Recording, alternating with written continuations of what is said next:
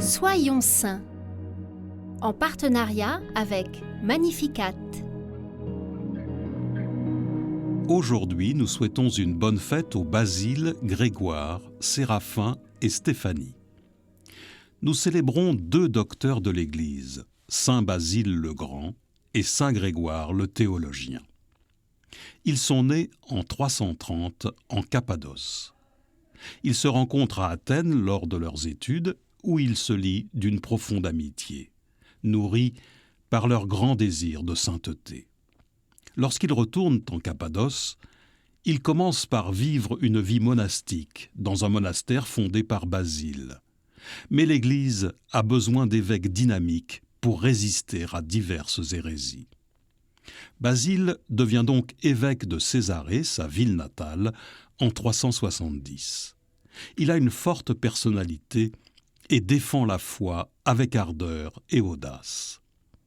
Il rédige des règles monastiques que suivent toujours les moines d'Orient.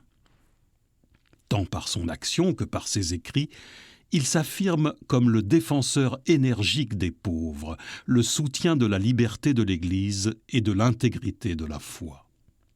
Il meurt à 49 ans, en 379.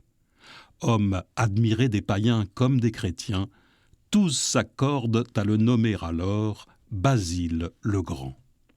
Grégoire devient évêque de Constantinople, mais à la différence de son ami, il est peu doué pour l'action. Son caractère le porte à la solitude. Il était devenu prêtre pour obéir à son père, puis évêque par obéissance à Basile, qui le sacre en 371.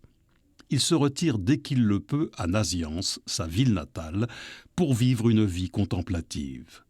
Cette période est propice à l'écriture et Grégoire va composer quelques 400 poèmes admirables encore utilisés dans la liturgie. Il va aussi rédiger des ouvrages d'une grande profondeur de pensée. Il termine sa vie en solitaire vers 390. Seigneur Dieu, tu as voulu illuminer ton Église par l'exemple des saints amis Basile et Grégoire. Tu nous montres que les amitiés sont précieuses et qu'elles se cultivent avec soin. Elles peuvent porter de grands fruits lorsqu'elles sont tournées vers toi.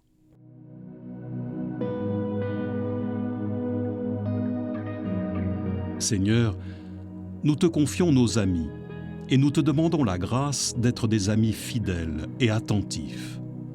Prenons aujourd'hui la résolution de prendre des nouvelles d'un ami que nous n'avons pas vu depuis longtemps.